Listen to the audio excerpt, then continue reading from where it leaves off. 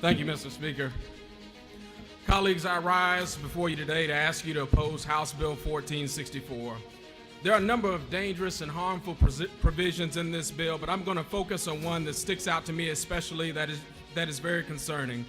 House Bill 1464 seeks to give the GBI sweeping new powers over our elections in this state.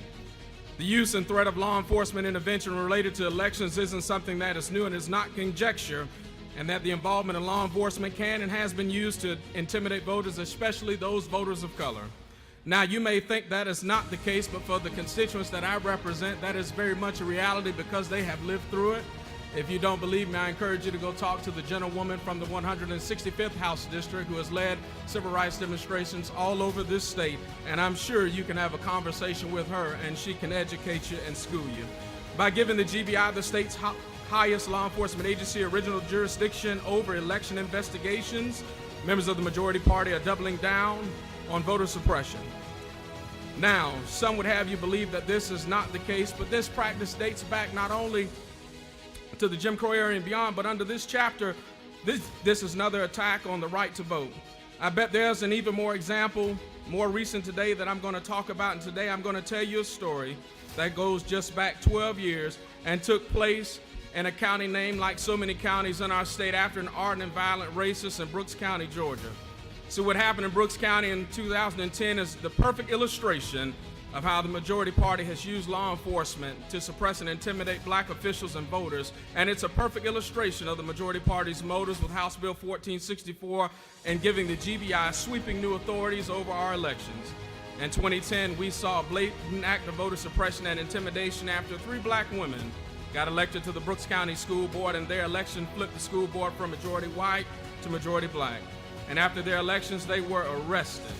12 black people in total were arrested under the direction of the Secretary of State, who was Brian Kemp at the time, and these 3 women and 9 of their allies and friends were all arrested, and they were charged with 120 counts of voter fraud. And what truly was their crime? As far as I know, it's not a crime for black people to get elected to office and to make their voices heard at the ballot box, although in this state it might seem hard sometimes.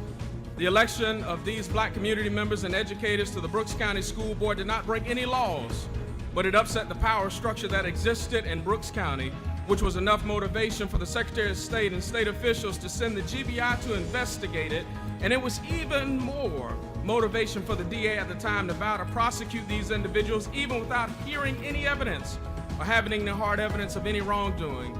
Even after devoting extensive resources to this quote-unquote investigation, all the charges were dropped.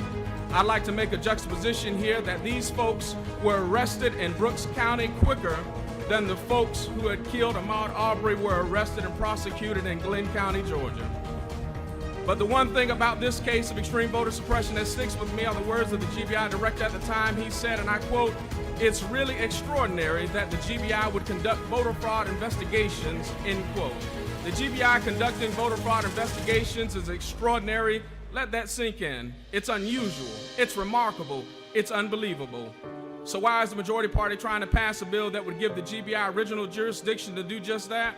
Well, the majority party will say it's all about preventing voter fraud, and that's exactly what Brian Kemp and others would like to say happened in 2010 in Brooks County. But it's just not the fact. This provision in House Bill 1464 will be used to intimidate Georgia voters and election workers. It's also that this is unnecessary. The State Election Board already has the power to investigate alleged violations of our election laws under OCGA 21-2-31. We very clearly do not need this bill.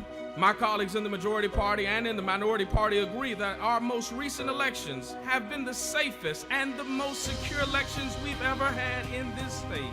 So I ask the question today, why are we doing this?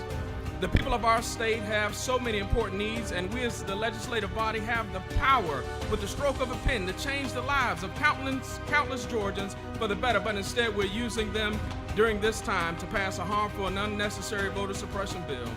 But we all know the truth. We're wasting our time on this bill. The truth is that after record turnout amongst voters of colors that flipped Georgia blue and sent Senators Raphael Warnock and John Ossoff to D.C., we see that folks in the majority party are doing exactly what they've done before, using any means necessary to hold on to power. And we all know that why we're seeing another bill attacking our election system and our election workers in the state of Georgia. It has nothing to do with election integrity or security. This bill is about the majority party legislating on the lie, the big lie. But I'll leave you with this as I close.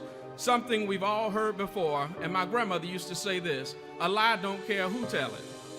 So I'm asking each of you to stand on the side of truth, and the truth is this bill is unnecessary and it's dangerous and egregious. And I'm asking each of you to please vote no on House Bill 1464 so we can focus on bringing real solutions to the real problems that Georgians face every day. And